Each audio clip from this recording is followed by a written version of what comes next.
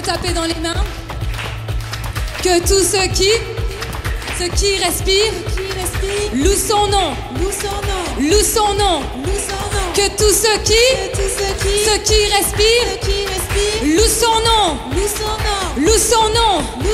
Je loue sur la montagne et dans la vallée. Je loue quand j'ai la foi ou quand je viens à douter. Je loue quand je suis forte ou seule dans le combat. Mon chant est l'océan où l'ennemi se noie. Tant que je vivrai, en tout temps je crierai chant. Oh Seigneur, oh mon âme, chante. Oh Seigneur, oh mon âme. Je loue quand je crois ou quand je ne suis sûre de rien. Je loue car je sais que ma vie est dans ses mains. Ma louange est une arme, bien plus qu'un chant. Mon chant est un cri qui a détruit Jéricho. Tant que je vivrai, en tout temps je crierai chant.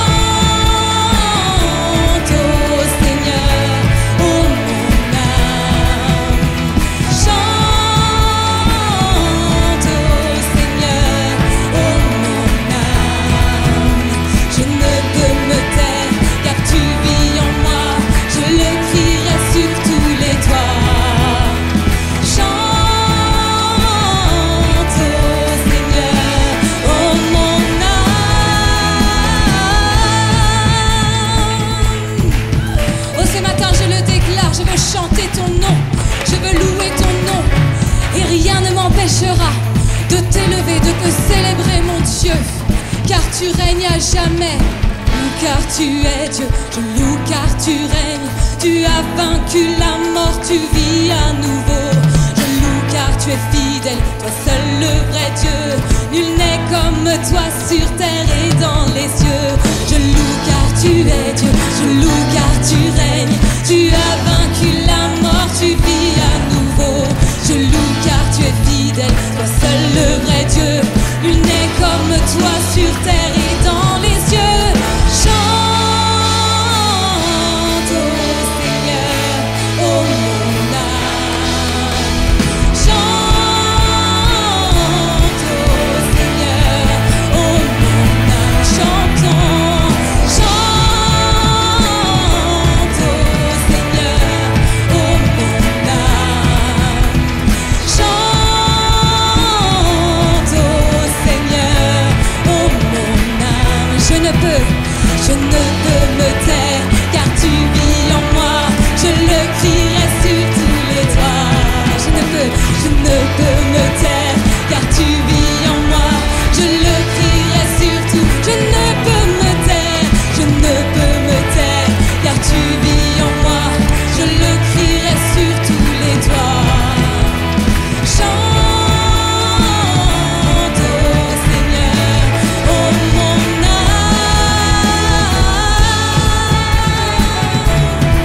Nous chantons tes louanges, ô Éternel. Nous bénissons ton nom. Alléluia. Que tous ceux qui respirent, louent son nom. Oui, loue son nom. Que tous ceux qui respirent, louent son nom. Loue son nom. Que tous ceux qui respirent, loue son nom. Une dernière fois, chantons-le. Que tous ceux qui respirent, loue son nom. Loue son nom. Loue son nom. Car tu es l'Éternel. Acclamons le Seigneur ensemble. Tu es digne, ô roi des rois. Oh, je m'écris Alléluia et je suis délivré de tous mes ennemis. Ce matin, tu peux le chanter, tu peux le déclarer. Je m'écris Alléluia.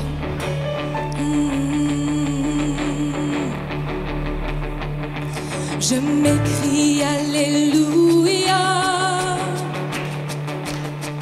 en présence de mes ennemis. Je m'écrie Alléluia quand le doute m'envahit. Je m'écrie Alléluia. Mon âme est une mélodie. Je m'écrie Alléluia. Du ciel, tu combats pour ma vie. Et je chanterai au milieu de la tempête. Avec puissance, je veux déclarer ma louange. De la poussière, l'espoir renaît. La mort est vaincue, le roi est vivant. Il est vivant. Dieu vivant, éternel mon Dieu. Je m'écrie Alléluia. Puis tout mon être loue ton nom. Je m'écrie Alléluia. Chante-le, dis-le, les ténèbres s'enfuiront. Je m'écrie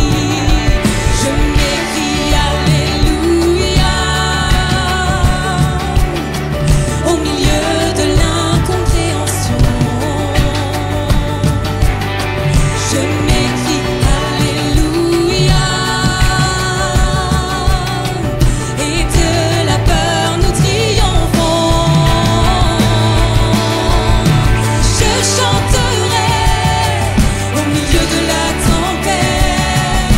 Et avec puissance, je veux déclarer ma louange. De la poussière, l'espoir renaît. Je dis, la mort est vaincue, le roi est vivant.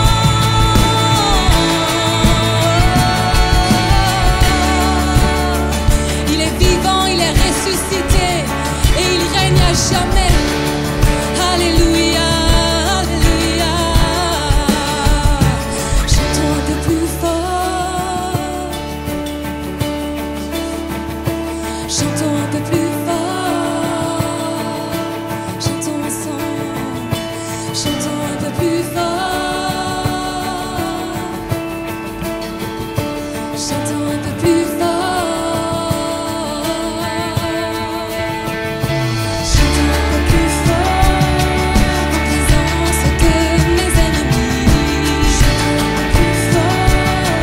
Oui, quand le doute m'envahit. Chantons un peu plus fort.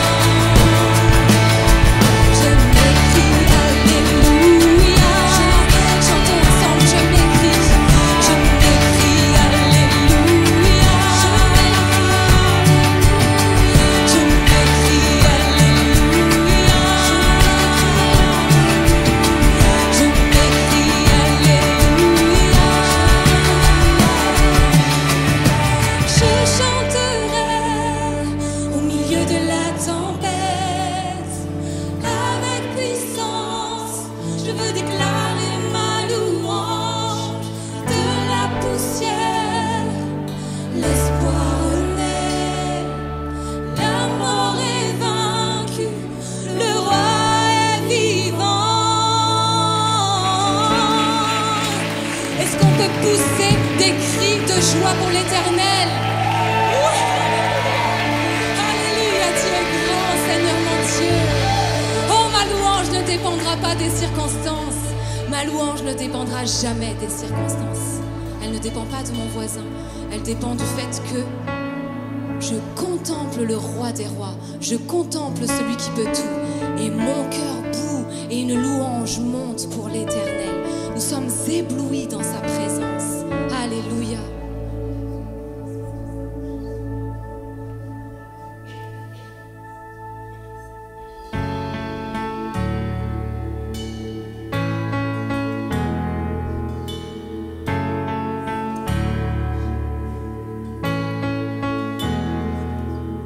Je viens vers toi dans le secret, en ta présence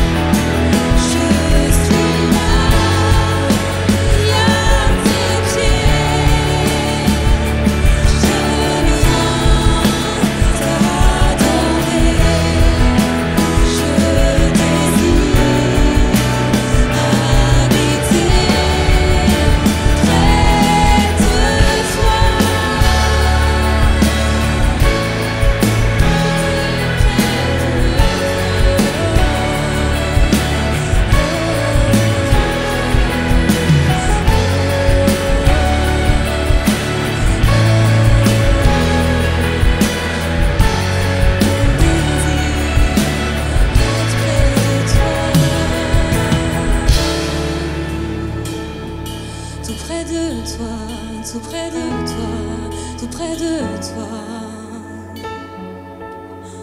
Ce matin, Seigneur, c'est mon désir, car tu es ma lumière, mon salut. Tu es ma lumière.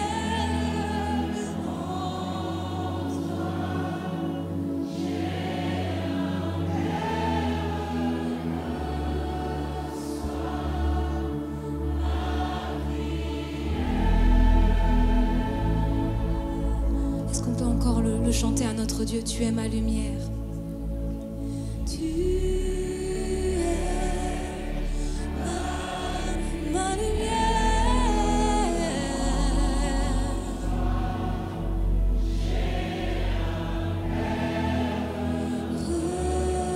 Reçois ma prière.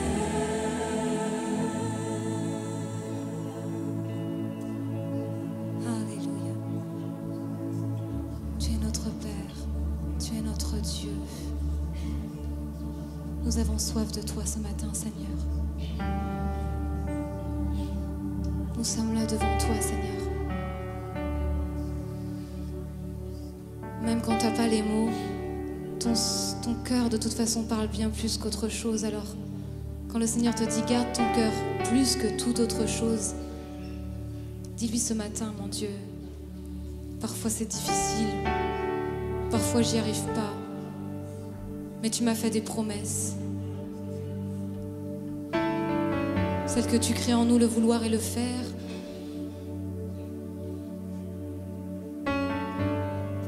Celles que tu mettras en nous, un cœur de chair. Et que nous te suivrons, nous marcherons à ta suite. Alors ce matin, Seigneur, c'est tel que nous sommes. Nous venons comme on est là maintenant. Et je te le dis, Seigneur, prends mon cœur, prends ma vie. Je veux te louer, je veux te célébrer. Mais mon désir, c'est d'être tout entier à toi, tout entière à toi, Seigneur.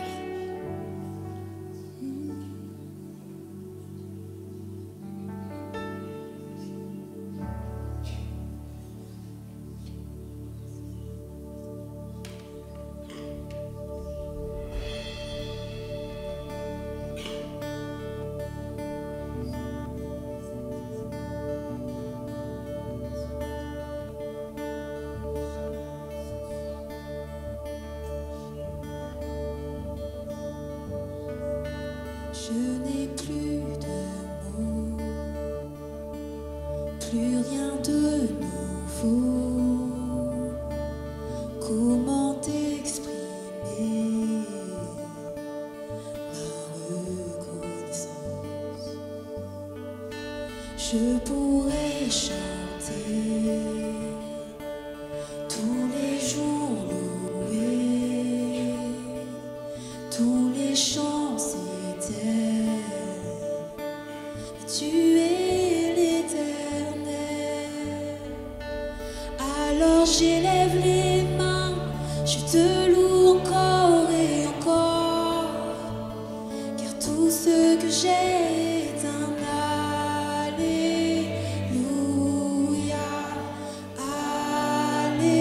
Alléluia. Je n'ai rien à t'offrir, oui, rien qui soit digne d'un roi. Si ce n'est un cœur qui chante Alléluia, Alléluia.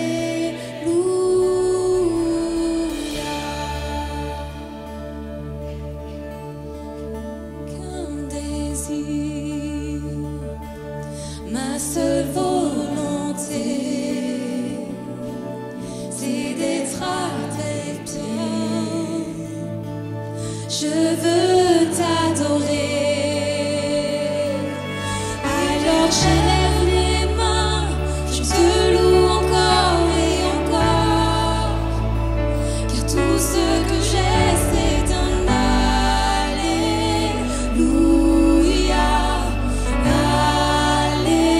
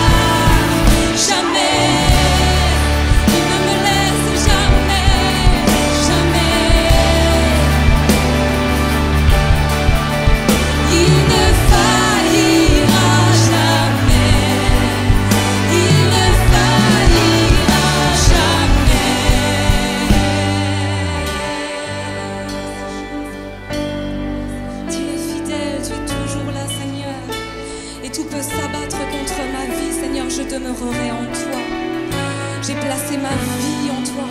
J'ai fondé ma foi sur toi, ô Éternel. Alors j'espère.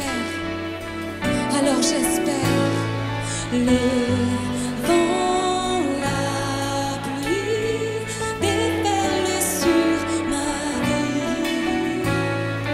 Mais j'ai bâti ma maison sur Jésus-Christ. Le vent, la pluie déferlent sur ma vie. Mais j'ai bâti ma maison sur Jésus-Christ. Le vent, la pluie, le vent, la pluie déferlent sur ma vie. Mais j'ai bâti ma maison sur Jésus-Christ. Alors je ne tremblerai pas. Je suis fondé sur toi. Je ne tremblerai pas.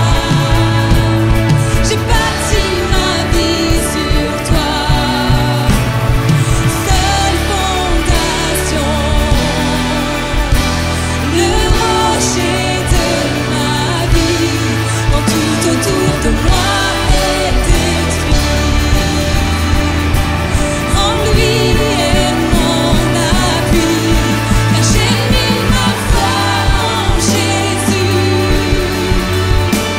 Il ne m'abandonne pas, sa parole est solide et sûre. Il ne me laissera jamais, jamais il n'abandonne, jamais. Il ne faillira jamais, chantons-le. Il ne faillira jamais, jamais. Il ne m'abandonnera jamais. Il ne faillira jamais. Il ne faillira jamais. Alléluia, célébrons l'Éternel. Poussons des cris de joie vers notre Sauveur. Lui qui a brisé nos chaînes. Béni sois-tu, mon Dieu.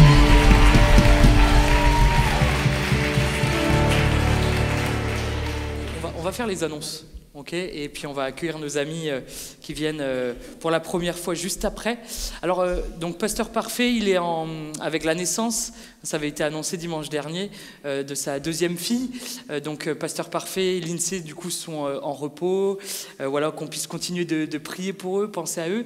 Et puis Philippe, lui, il est à Belle-Île-en-Terre, où c'est une implantation qui a eu lieu. Et cette église, elle est en train de se former, de se constituer. Et alors, voilà, Philippe est allé pour les encourager, les bénir. Et puis en tant que président également des ADD de Bretagne, il est allé pour également encourager nos frères et sœurs de Belle-Île-en-Terre. Donc voilà, nos pasteurs sont en repos, donc bénissons-les, et puis ou alors en service, qu'on puisse également penser à eux. Si vous avez besoin que l'on prie pour vous, juste à la fin du culte, il y a une salle qui vous est dédiée. N'hésitez pas à y aller. Il y a une équipe qui est prête pour vous accueillir, vous écouter, vous accompagner et prier. Ce sont des personnes sensibles aussi au Saint-Esprit, se laissant conduire dans leur prière. Donc n'hésitez pas à aller les voir juste après. À la fin de ce culte, nous avons notre apériculte. Alors j'espère, j'ai pas du tout fait un tour dans les couloirs, je sais pas du tout ce qui est arrivé, mais ce qui est certain, c'est qu'on va pouvoir partager un petit moment fraternel ensemble à la fin du culte. Donc ne partez pas trop vite, prenez le temps de prendre un petit morceau, de boire un petit quelque chose, et puis surtout de nous connecter ensemble. C'est important que de se connaître, de prendre les nouvelles les uns des autres. Les rendez-vous de cette semaine, nous avons donc notre rendez-vous de foi et partage à 14h30 mardi. Nous avons notre soirée de prière jeudi à 20h, toujours sur le thème de l'Église. Je me permets de vous encourager à venir, parce que ces réunions du jeudi ou ces temps de jeûne et prière sont des moments importants dans la vie de l'Église. On se fait du bien quand on est tous ensemble le dimanche, mais le cœur du combat et le cœur où finalement tout se joue, c'est des rendez-vous comme cela, le jeudi. Hier, à la dernière réunion du jeûne et prière, on était 42. Vendredi soir, on était 38. Et alors on est contents, hein, ceux qui étaient là, je suis convaincu que vous vous êtes fait beaucoup de bien. On s'est fait beaucoup de bien, ceux qui étaient en live sur YouTube également. Mais on croit que beaucoup, finalement, n'ont pas su saisir ce que Dieu avait pour chacun de nous. Et on vous encourage à noter ces rendez-vous, comme vous le faites pour le dimanche, dans la mesure du possible, avec le travail, la famille, les enfants. On est conscient de tous ces défis-là, on est nous-mêmes pères de famille. Mais c'est important que de pouvoir se réunir en réunion de prière. Ça a été dit dans plusieurs des prières. Samedi, c'est le rendez-vous pour tous les Finistériens. Est-ce qu'on a des Quimpérois qui seront là? On a même des personnes des Côtes d'Armor qui viendront nous soutenir pour cette marche pour Jésus. Alors, quelques infos pratiques. Le rendez-vous est fixé à 13h à la place de Strasbourg. Ne venez pas ici, parce qu'on sera tous là-haut. Donc, c'est 13h à la place de Strasbourg. Voilà, prenez un petit peu de temps pour vous garer. J'imagine que les rues adjacentes seront un peu pleines. Mais voilà, 13h, place de Strasbourg. Le convoi n'a pas été défini encore, donc on ne peut pas vous donner le convoi, on ne peut pas vous donner le chemin pour des questions de sécurité. C'est au niveau de la préfecture, la police, la mairie, où ils se gardent encore de nous communiquer le convoi pour des questions de sécurité. Mais ce qui est certain, c'est que ce convoi partira de la place de Strasbourg à 13h, donc n'hésitez pas à y aller, n'hésitez pas à nous soutenir. À inviter également des personnes. Il y aura également la prédication qui sera apportée, il y aura également la louange. Et d'ailleurs, si vous souhaitez apprendre les chants qui seront pris lors de la marche pour Jésus, demain à 18h30, il y a la dernière répétition pour revoir, apprendre les chants qui seront pris. Donc n'hésitez pas, c'est vraiment ouvert à tous, jeunes, moins jeunes, hommes, femmes, que vous soyez dans l'équipe de louange ou pas du tout, c'est ouvert vraiment à tout le monde. Donc n'hésitez pas à y aller. Toutes les informations à retrouver bien sûr sur les réseaux. Nos rendez-vous à venir, nous avons donc le rendez-vous des mamans de jeunes enfants le 26 mai. Si vous êtes jeune maman, n'hésitez pas à vous rapprocher de Violaine ou de Fabienne pour avoir des informations. Nous avons toujours besoin d'aide pour les travaux, des fiches sont à l'entrée. On a besoin que ce soit pour du nettoyage, pour évacuer tout un tas de bazar qui traînent. On a vraiment besoin de plein de compétences. Et même si vous n'en avez pas ou vous pensez ne pas en avoir, vous êtes quand même les bienvenus et puis on aura l'occasion de passer bien sûr des bons moments ensemble.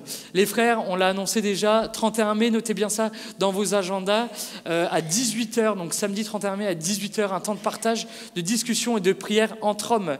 Donc c'est ouvert aux hommes de l'Église, aux jeunes hommes de l'Église. Donc merci de noter cela dans vos agendas.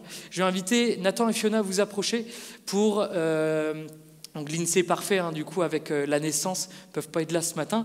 Donc c'est un des couples qui collabore avec eux, qui vont vous présenter ce rassemblement, ce rendez-vous du 7 juin. On vous laisse la place. Bonjour à tous. Donc on vous invite avec toute l'équipe le 7 juin. Donc le thème qu'on va aborder, ce sera la place de Dieu dans le couple. Donc c'est tellement un thème hyper important. Donc on vous invite déjà à vous inscrire avec le QR code parce qu'il y aura déjà un apéritif dînatoire. Donc ça va être super, des temps d'échange, de partage. Donc il faut s'inscrire avant du coup le 27 mai. Donc pour une question d'organisation, donc n'hésitez pas, c'est vraiment des temps bénis, donc merci, soyez bénis. Et du coup, oui, ça sera 12 € par couple, et donc si vous n'avez pas eu le temps de flasher le QR code, vous pouvez directement aller flasher à l'entrée. Soyez bénis. Merci beaucoup. Donc, messieurs, dames, on n'attend pas le 14 février pour un petit date, ok? Vous avez déjà un rendez-vous bénissant pour le 7 juin, donc merci si vous êtes intéressés. Est-ce qu'il y a quelque chose qui est organisé pour les enfants, la garde d'enfants? ou pas? Sur les inscriptions, il y aura la possibilité d'indiquer. Et d'ailleurs, ce week-end a été sélectionné parce que beaucoup d'enfants seront au week-end à Telgruc. Okay, donc, merci à ceux qui nous font confiance pour vous confier vos enfants. Et du coup, vous avez l'occasion d'être tranquille samedi soir ensemble pour passer un moment dans la présence. On continue. Alors, pour les ados, le camp, toujours les annonces, le camp est à moitié rempli, on a la moitié des places qui sont déjà parties, donc si vous souhaitez inscrire vos ados, faites-le rapidement pour certaines conditions de règlement, n'hésitez pas à venir me voir si vous le souhaitez. Ce camp a lieu du 9 au 16 août. L'église et vous, si vous souhaitez prendre rendez-vous avec un des pasteurs, n'hésitez pas à contacter le secrétariat pour demander un rendez-vous. On essaiera de trouver un créneau le plus rapidement possible, tout en sachant que Parfait du coup sera toujours en congé paternité. Et pour ma part, je serai en formation sur Rennes toute la semaine, donc seul pasteur Philippe sera joignable cette semaine. Merci pour tous vos dons, votre participation, vos offrandes. Vous pouvez retrouver toutes les actualités de l'Église sur les réseaux sociaux. Retrouvez également les temps qu'on a pu passer aux jeûnes et prières sur YouTube.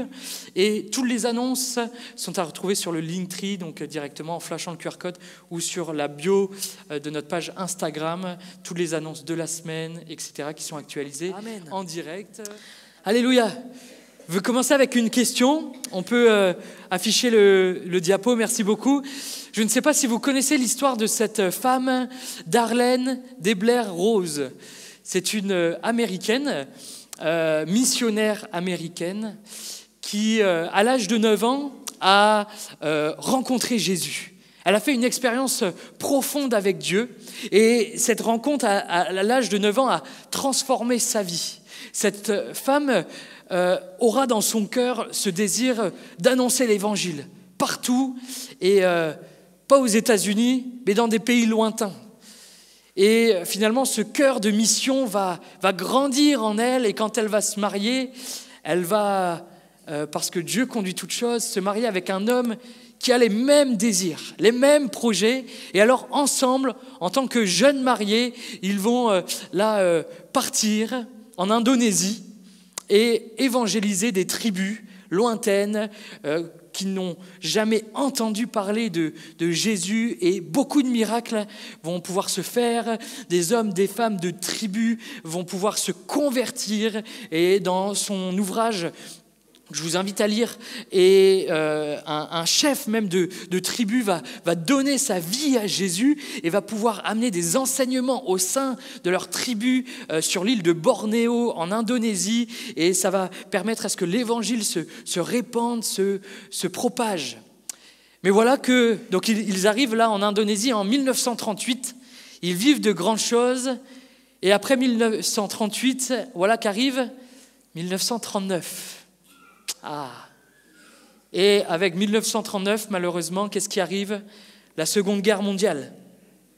Et en Indonésie, notamment l'île de Bornéo, ce ne sont pas les nazis allemands qui arrivent, mais ce sont les Japonais. Et l'Indonésie se fait envahir par les Japonais.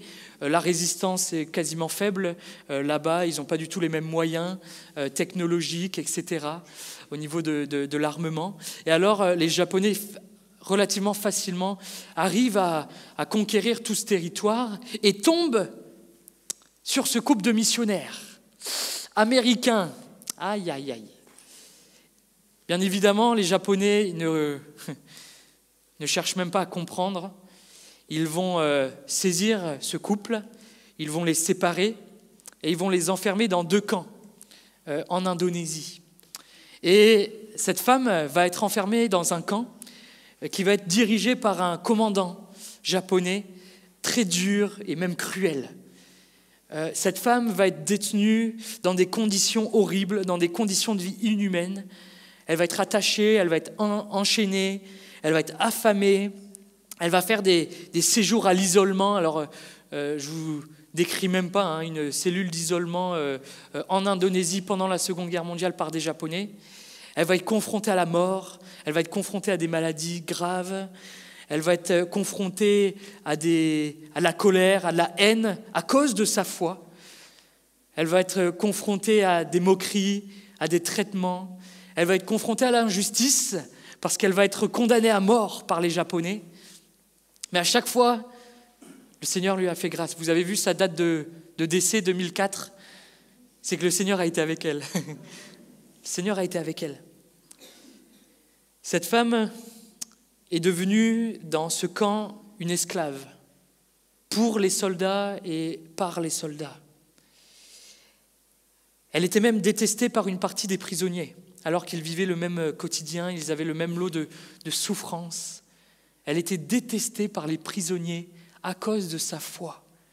Elle était détestée par les prisonniers parce que finalement ce qu'elle reflétait, c'était pas cohérent avec la situation dans laquelle elle se trouvait.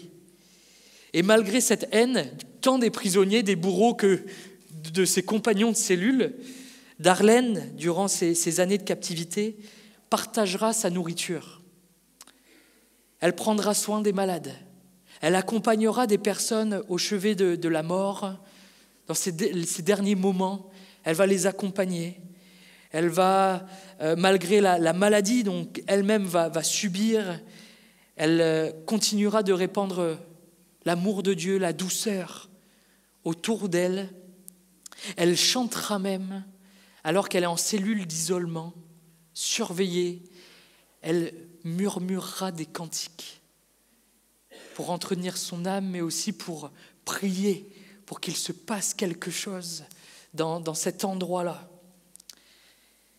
Malgré tout ce qu'elle vit, ce qu'elle a vécu, cette femme a été un véritable témoin de Jésus. Vous le savez, nous sommes dans ce mois du témoignage, être un témoin. Nous avons été appelés à être des témoins dans différentes sphères. Jérusalem, vous vous rappelez ça ?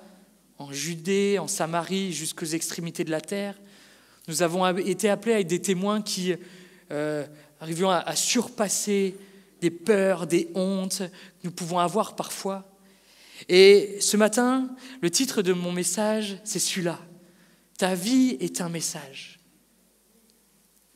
Que tu l'acceptes ou non, qu'on l'accepte ou pas, notre vie est un message.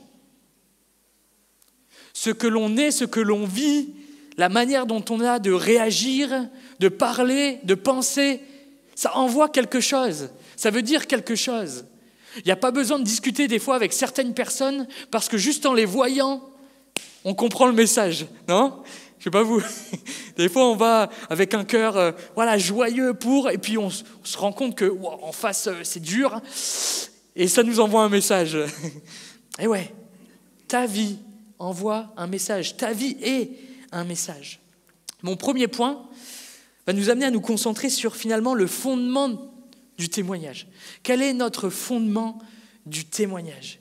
Bien souvent, on associe le témoignage, le fait de témoigner en parlant du Seigneur, en racontant ce que le Seigneur a accompli dans notre vie. Voilà, j'étais un homme comme ceci, comme cela. Et puis, j'ai rencontré Jésus et il a transformé ma vie. Il a transformé mon cœur et c'est bon de le faire. C'est important d'amener les personnes qui nous écoutent à réaliser que ce n'est pas nous qui avons fait des efforts, mais que c'est par la grâce de Dieu que nous en sommes là aujourd'hui. Mais il est important de rappeler que notre témoignage ne concerne pas uniquement ce que l'on peut dire, les expériences que l'on peut raconter, mais finalement notre témoignage commence par ce que nous sommes. Et finalement, c'est ce que j'ai pris comme fondement de notre témoignage. Le fondement de notre témoignage, c'est ce que nous sommes. Et d'ailleurs, c'est le message que Jésus enseignera au tout début de son ministère public, devant cette foule, lors de ce sermon sur la montagne. Il dira ceci, vous êtes, ce que vous êtes, c'est le sel de la terre. Mais si le sel perd sa saveur, avec quoi la lui rendra-t-on ? Il ne sert plus qu'à être jeté dehors et foulé aux pieds par les hommes. Vous êtes ce que vous êtes appelés à être, c'est la lumière du monde. Une ville située sur une montagne ne peut être cachée et on n'allume pas une lampe pour la mettre sous le boisseau, mais on la met sur le chandelier et elle éclaire tous ceux qui sont dans la maison. Que votre lumière luise Que votre lumière luise ainsi devant les hommes, afin qu'ils voient vos bonnes œuvres et qu'ils glorifient votre Père qui est dans les cieux. Jésus a dit, vous êtes le sel de la terre, vous êtes la lumière du monde. Je vais vous poser une question. Quel est le point commun entre le sel et la lumière, à votre avis? Est-ce que quelqu'un a une idée? Allez-y, n'ayez pas peur de vous... Pardon? Le sel, ça a de l'éclat? La lumière, oui, elle brille, mais le sel, je sais pas... Ça? La saveur? Ah, vous en mangez de la lumière, vous? Le sel, mais le point commun entre le sel et la lumière, qu'est-ce qui est commun aux deux? Ouais, on les capte avec du sens. Leur impact, elles sont indispensables. La couleur, je sais pas.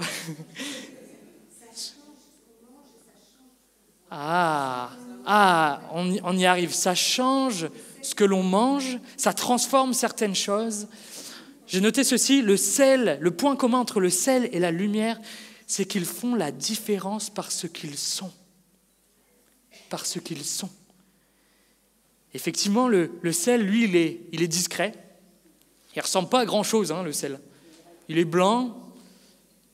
Si vous avez du gros sel, ça peut, des petits cristaux de sel, briller peut-être un petit peu. Mais quand on le met dans le plat, on ne le voit même plus. Mais par contre, il est indispensable pour relever. Il fait toute la différence parce que c'est du sel. Il fait la différence, ce sel, parce qu'il l'est. Et cette lumière...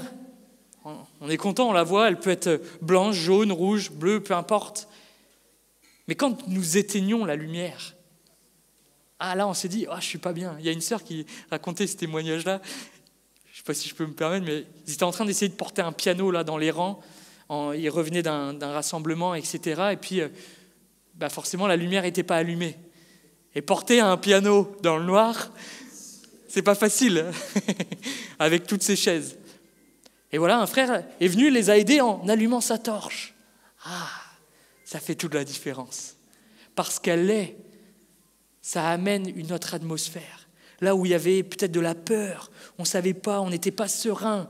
La lumière, elle amène un sentiment de sécurité. Elle amène un sentiment où, finalement, je vois ce qui se passe autour de moi. Je sais où je vais aller, je sais comment je vais aller. Vous êtes le sel de la terre. Mes frères et sœurs, vous êtes du sel pour ce monde. Vous amenez un goût qui est bon. Vous amenez à relever ce qui est bon. Vous êtes la lumière. Vous brillez là où c'est des ténèbres, là où c'est noir, là où c'est sombre. Vous amenez la lumière. Je veux être un témoin de Jésus. Cela commence par ce que je suis. Et cela, quelle que soit la situation. Quelle que soit la situation, ce que nous sommes envoie un message. Billy Graham dira ceci, nous sommes les Bibles que le monde lit et nous sommes les sermons que le monde écoute. C'est intéressant, Nous sommes inévitablement regardés, observés, écoutés par nos proches, par nos connaissances, par nos amis, par nos membres de famille, par nos collègues, par nos voisins, par des inconnus. Nous sommes observés. Nous sommes écoutés. Nous sommes les Bibles que le monde lit. Nous sommes les sermons que le monde écoute. Notre vie parle. Et sans même finalement utiliser la parole, nous parlons. Nos réactions parlent. Notre comportement parle. Nos gestes parlent.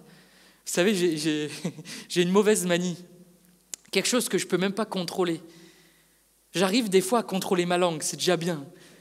Des fois, j'ai envie de dire certaines choses et j'arrive à... Parfois, mais pas tout le temps. J'arrive à contenir. Mais il y a un truc que je n'arrive pas à contenir, c'est encore plus fort que la langue, c'est mes sourcils. Et alors, quand ma femme commence à me dire quelque chose... Je ne suis pas d'accord, je ne sais pas si elle est là ou dans la nurserie, mais elle dit « ok » de la nurserie. Aïe. Mais c'est tellement vrai.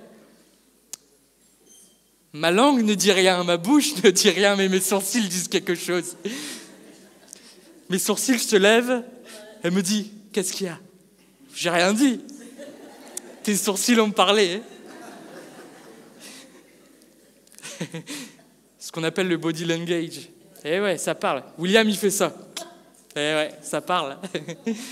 Ça parle. Nous n'avons pas besoin de parler pour parler. Notre vie parle. Vous êtes d'accord avec ça?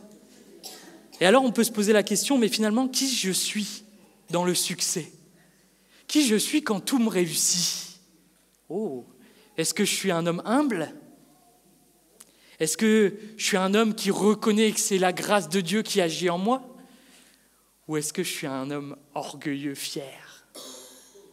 Ce que je suis dans le succès parle. On peut se poser la question, mais qui je suis dans l'échec? Est-ce que je suis un homme dur avec moi-même ou avec les autres? Est-ce que je suis un homme qui s'accable par le regret? Ou est-ce que je suis un homme qui fait grâce? Un homme qui s'est donné une autre chance aux autres. Ce que je suis dans l'échec parle. Qui je suis devant mes collègues? Est-ce que je suis un homme qui vit dans l'honnêteté, dans la vérité, même si cela coûte, même si cela peut me mettre dans des situations délicates? Ou est-ce que je suis un homme de compromission qui essaye de se faufiler, de se laisser diriger par là où le vent souffle pour être dans la bonne direction, être au bon endroit? Ce que nous sommes, finalement, c'est le premier des témoignages. Dieu nous appelle à être des témoins par notre vie. Ça commence par là. Le fondement de notre témoignage, c'est notre vie. Regardez le cas de Marie de Béthanie. Cette femme, alors que Jésus, il est là dans la semaine de la Passion, il sait qu'à la fin de cette semaine-là, il va être livré par l'un de ses disciples, qu'il va être condamné injustement à mort, qu'il va devoir la porter sa croix sur le sommet du mont Golgotha et mourir crucifié. Il y a une femme, juste avant, qui ne va pas parler, qui ne va rien dire, mais qui, parce ce qu'elle est au-dedans d'elle, va donner un message puissant. Regardez même ce que Jésus dira d'elle. Partout où la bonne nouvelle sera prêchée, dans le monde entier, on racontera aussi en mémoire de cette femme ce qu'elle a fait. Cette femme n'a rien dit, mais elle est venue au pied de Jésus. Elle a brisé ce petit vase, ce vase d'albâtre qui contenait un parfum de grand prix. Ce parfum coûtait 1 année de salaire. 1 année de salaire qu'elle brise et qu'elle verse aux pieds de Jésus, comme finalement un don, une offrande, comme pour dire à Jésus, mais prends tout ce que j'ai est à toi. Elle n'a pas parlé, elle a fait parler. Cette femme a fait parler. Mais elle a fait parler sans même qu'elle ne parle, parce que sa vie a parlé. Sa vie a parlé. Ma vie est un message. Mon frère, ma sœur, ta vie est un message. Mon deuxième point, après le fondement de notre témoignage, je me suis posé cette question, mais quelle est la force de notre témoignage? Qu'est-ce qui peut faire finalement que notre témoignage, ce que je suis, va être impactant, où mon témoignage sera fort? Je crois que la vraie force d'un témoignage, c'est sa cohérence. C'est quand nous sommes cohérents. La cohérence entre ce que l'on dit et ce que l'on vit.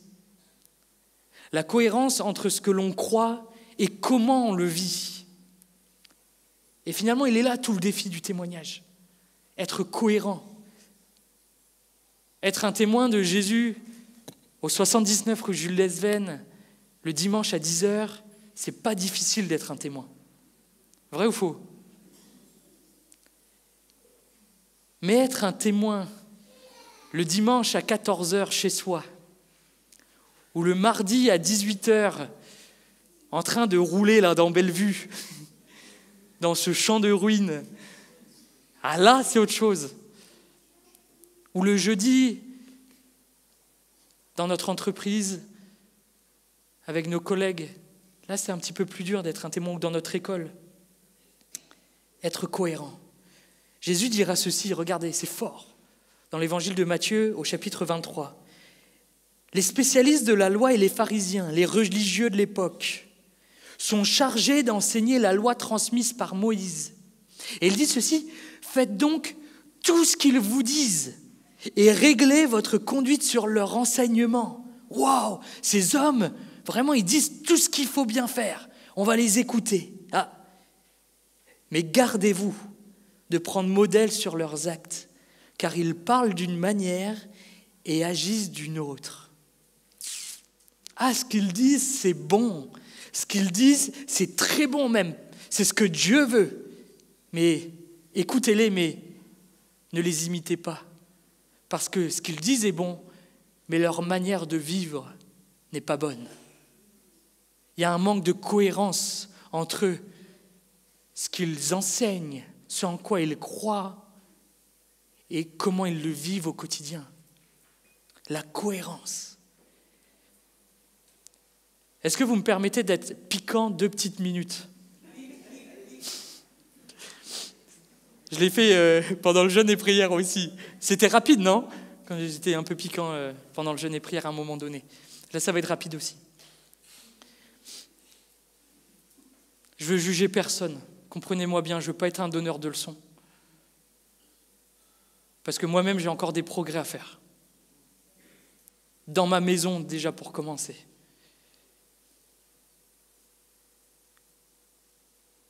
Mais est-ce que vous n'êtes pas d'accord avec moi pour dire qu'il n'y a finalement rien de pire qu'un chrétien, qu'une chrétienne qui vient à l'église, qui a une vie spirituelle avec Dieu, une vie aussi fraternelle, mais qui vivent à l'envers.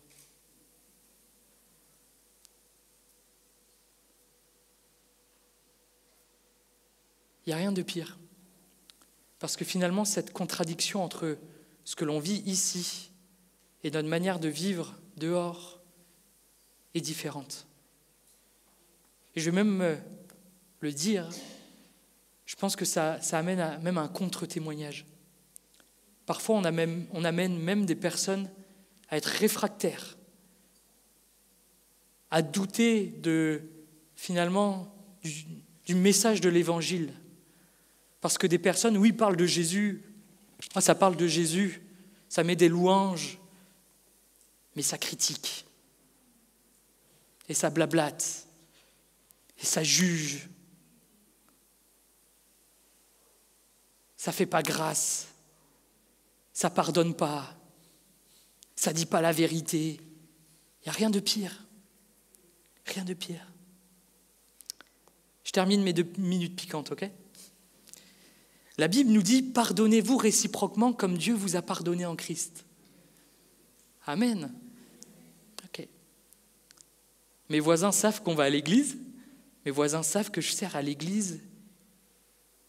Mais on refuse de les pardonner. On ne les salue même plus, s'ils ne méritent pas notre bonjour. Mais bon, ils savent qu'on va à l'église quand même. La Bible nous dit « Ne jugez pas afin de ne pas être jugés. » Mais à la première occasion, on va critiquer, sans même avoir les tenants, les aboutissants d'une situation, pensant peut-être même qu'on aurait fait mieux que les autres. Mais ne jugez pas afin de ne pas être jugés. La Bible nous dit « C'est pourquoi renoncez au mensonge et que chacun de vous parle selon la vérité à son prochain. » Mais au travail, on va camoufler une erreur. On va essayer de cacher certaines choses pour que le patron ne le voit pas. Ou pire, on va faire en sorte que ça retombe sur quelqu'un d'autre. Parce qu'on sait que, tôt ou tard, ce qu'on a caché, ça sera remis à la lumière. Et alors, on va se débrouiller pour que ça retombe sur quelqu'un d'autre. L'incohérence dans notre témoignage. Pierre nous enseigne de cette manière-là, « Ayez une bonne conduite au milieu des non-croyants. » Afin que là même où ils vous calomnient, où ils vous condamnent injustement, comme si vous fassiez le mal, il remarque votre belle manière d'agir et rende gloire à Dieu le jour où il interviendra. Ce texte, il est dur. Parce que ce texte met en lumière des situations d'injustice où on va te condamner, injustement. On va peut-être même te maudire. On va peut-être te faire porter certaines choses que tu n'as même pas fait. Et Pierre, il est en train de nous dire, même quand on vous calomnie, même si c'est faux, même si c'est injuste, qu'il puisse remarquer que vous restez droit dans vos bottes, que vous restez cohérent dans votre témoignage de tous les jours, que finalement il n'y a pas d'accès pour finalement vous corrompre. Il y a un homme, moi, qui m'interpelle beaucoup dans la Bible, c'est Étienne. Étienne, on le voit à partir du livre des Actes au chapitre 6. Et la Bible nous dit que c'est un homme rempli de foi et d'Esprit Saint. Waouh! Ça, c'est un chrétien, un disciple bouillant. À tel point qu'il va commencer à avoir certaines responsabilités. La Bible nous dit même que, à travers de lui, le Seigneur va opérer des miracles. Mais voilà, il se passe quelque chose, c'est que ça suscite de la colère, ça suscite de la jalousie. Et alors, il va être convoqué par le Sanhédrin, il va être traîné hors de la ville et il va être lapidé. C'est injuste. Étienne n'a rien fait de mal. Et la Bible nous dit que, alors qu'ils étaient en train de lapider Étienne, Étienne dira ceci, « Seigneur Jésus, reçois mon esprit. » Puis, s'étant mis à genoux, il s'écria d'une voix forte, « Maudis-les, Seigneur, tu vois ce qu'ils sont en train de me faire. » Pas du tout. Il reste cohérent dans son témoignage, même dans le cœur de l'injustice. Il dira, « Seigneur, ne les charge pas de ce péché. » Ne les charge pas de ce péché, à l'image de Jésus sur la croix, où il dira, « Mais Père, pardonne-leur parce qu'ils ne savent ce qu'ils font. » Alors qu'il est condamné injustement, Étienne, qu'il est sur le point de mourir, il reste cohérent dans son témoignage. Waouh, quelle puissance, quel exemple! Arriver à rester cohérent dans le témoignage, même dans la justice. Alors, je me suis posé cette question, comment faire pour être cohérent? Manu, comment je peux être cohérent tous les jours dans mon témoignage? Et on va s'intéresser à cette source. Quelle est la source du témoignage? Et alors, on va prendre un dernier grand texte, très connu, notamment par les chrétiens, ceux qui lisent régulièrement la Bible, dans la lettre aux Galates, au chapitre 5, à partir du verset 19. Voici ce qui est dit. « Les œuvres de la nature humaine sont évidentes, ce que l'homme produit au-dedans de lui. La fornication, l'impureté, la débauche, l'adoration des idoles, la magie, les haines, les querelles, la jalousie, les excès de colère, les rivalités, les divisions, l'envie, l'ivrognerie, les orgies et autres choses de ce genre. Je ne puis que répéter ce que j'ai déjà déclaré à ce sujet. Ceux qui commettent de telles actions n'auront aucune part à l'héritage du royaume de Dieu. » Écoutez bien, c'est ça le cœur de ce qu'est en train d'enseigner Paul. Mais le fruit de l'esprit, c'est l'amour, la joie, la paix, la patience, l'amabilité, la bonté, la fidélité, la douceur, la maîtrise de soi. La loi ne condamne certes pas de telles choses, or ceux qui appartiennent à Jésus-Christ ont crucifié l'homme, livré à lui-même avec ses passions et ses désirs, puisque l'esprit est la source de notre vie, laissons-le aussi diriger notre conduite. Amen. L'esprit est la source de notre vie, laissons-le diriger aussi notre conduite. Nous sommes appelés à témoigner autour de nous de l'amour de Dieu. Mais comment aimer notre prochain si nous ne sommes pas animés de l'amour de Dieu? Nous sommes appelés à être des artisans de paix. Mais comment pouvons-nous être des artisans de paix si nous n'avons pas la paix de Dieu en nous? Si nous ne sommes pas alimentés au-dedans de nous par la paix de Dieu? Nous sommes appelés à être des hommes, des femmes qui sachons se maîtriser dans des situations. Mais comment pouvons-nous nous maîtriser s'il n'y a pas cette maîtrise de soi qui vient de Dieu? Pour nous aider à être cohérents dans notre témoignage, Dieu nous aide en développant en nous le fruit de l'esprit. Ce fruit, il est déposé en nous. C'est un même, un seul et unique fruit. Ce n'est pas différents fruits, on ne fait pas notre marché. Je prends l'amour, je prends la paix. Bon, par contre, la maîtrise de soi, je laisse. La patience. Ah Seigneur, je laisse la patience aux autres. Non, c'est un seul et unique fruit. Et alors, si ce fruit il vient en nous, inévitablement, il y a toutes ces caractéristiques de ce fruit qui va s'opérer dans notre vie. Inévitablement. Et Dieu fait développer au-dedans de nous ce fruit pour nous aider à être un témoin là où nous sommes, dans toutes les sphères dans lesquelles nous nous trouvons. J'ai noté ceci, le Saint-Esprit produit en nous ce que le monde ne peut pas ignorer. Okay, le Saint-Esprit produit en nous ce que le monde ne peut pas ignorer. Quand, face à une situation d'injustice, nous faisons preuve de maîtrise de soi, ça envoie un message, ça parle. Quand nous aimons quelqu'un qui nous maudit, ou alors quand quelqu'un nous maudit, et que finalement ce n'est pas de la haine ou de la vengeance qui nous anime, mais de l'amour nous amenant à prier pour lui, ça envoie un message. Quand nos enfants nous fatiguent un petit peu, on est fatigué de notre journée, et que nous faisons preuve de patience, c'est un combat. La chair veut parler. Mais quand nous faisons preuve de patience, ça envoie un message. Ça envoie un message. Comme Paul le dit aux Galates, à la fin de à la fin de ce verset, laissons le Saint-Esprit diriger notre conduite.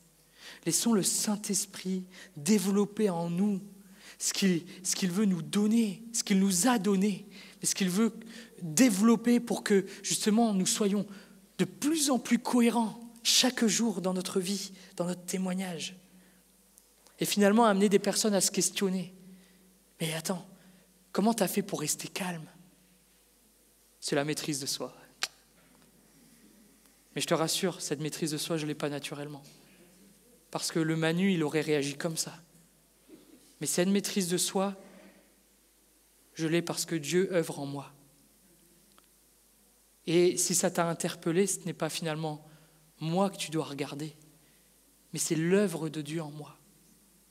Oh, comment t'as fait pour ne pas l'envoyer bouler celui-là? T'as vu comment il t'a parlé? T'as vu comment elle t'a parlé? Oh, t'aurais dû lui rentrer dedans. T'aurais dû lui rendre la monnaie de sa pièce là, pour qu'elle comprenne un petit peu. T'as réussi à être doux, à être douce. Oh. Eh ouais, je suis un homme doux. Non, c'est parce que le Saint-Esprit produit cela en moi. Et si ça t'interpelle, ce n'est pas moi que tu dois regarder, c'est Jésus que tu dois regarder. C'est ce qu'il a produit en moi. Cette source du témoignage qu'est le fruit de l'Esprit nous demande d'arrêter d'essayer de faire le chrétien parfait. Finalement, d'essayer d'être par nos propres forces, par nos propres moyens, un bon chrétien. Je vous le dis de suite, ça ne marche pas. Ça ne marche pas. Il faut arrêter d'essayer d'être. Il faut juste laisser plus de place au Saint-Esprit dans notre vie. Laisser plus de place à Dieu pour qu'il transforme notre cœur. Et que ces sentiments que nous n'avons pas naturellement au-dedans de nous, que le Seigneur puisse les faire grandir en nous. Et qu'au travers de notre vie, de nos manières de réagir ou de parler, de répondre, que cela puisse envoyer un message à ceux qui nous regardent, à ceux qui nous écoutent. Moins de moi. Seigneur, des fois on a envie, mais c'est tellement humain et je suis comme vous. Des fois, moi je veux parler. Je veux dire des choses. Et dans ces choses-là, il n'y aura pas d'amour, il n'y aura pas la grâce, il n'y aura rien, il n'y aura pas de douceur. Des fois, ça me démange. Malheureusement, des fois, je le fais. Et j'ai pu blesser des personnes. Mais ce que nous n'avons pas naturellement, Dieu, lui, l'a et il l'est. C'est ce qu'il est, tout ça. Alors, disons-lui, Seigneur, moins de moi, plus de toi en moi. Vous vous rappelez d'Arlène Rose, cette missionnaire ? Alors qu'elle vit dans des conditions dures, inhumaines, qu'elle est moquée, qu'elle est insultée, qu'elle subit la colère des prisonniers et des soldats. Un jour, elle est convoquée dans le bureau de ce commandant, cruel. Et pour la rabaisser, pour l'enfoncer encore plus, il va lui annoncer la mort de son mari, qui était véritable. Son mari est vraiment mort. Mais il ne l'annonce pas avec compassion, avec empathie. Il l'annonce en disant, voilà ton mari, tu sais, qui est dans l'autre camp, que tu n'as pas pu voir depuis plusieurs années. Ça y est, il n'existe plus, il est mort. Dans son bureau. Et là, Darlène,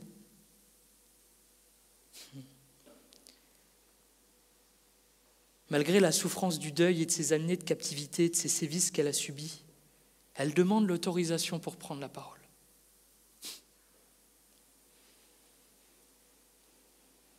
Et au vu de la situation et finalement de la gravité de ce qui est en train de se passer dans la vie de cette femme, le commandant, malgré tout, lui dit « allez-y ».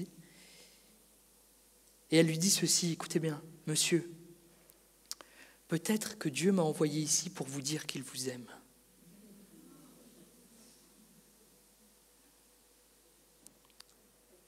Cette parole est simple, mais cette parole a été puissante. Parce que dans la vie de cette femme, il y avait de la cohérence.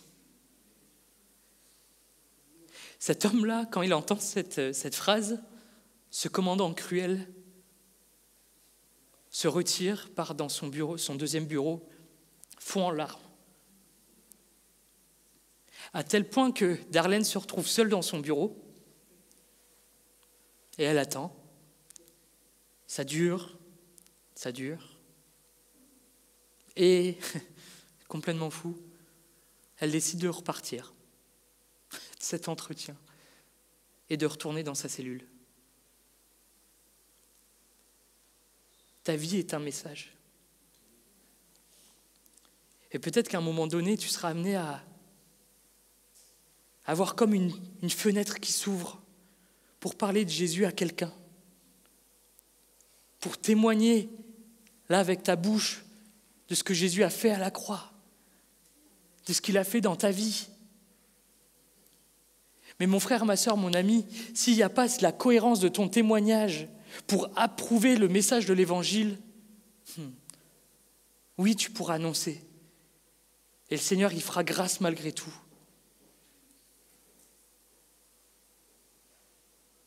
Mais tu n'auras pas finalement réussi à prendre cette responsabilité que de le témoigner dans ta vie. Ce commandant cruel, on ne sait pas s'il s'est converti. Et je ne vais pas vous faire happy end, il s'est converti, c'est devenu un grand apôtre. On ne le sait pas. J'ai cherché, j'ai fouillé. Et elle-même, d'ailleurs, vous pouvez retrouver son témoignage sur YouTube, elle n'en parle pas.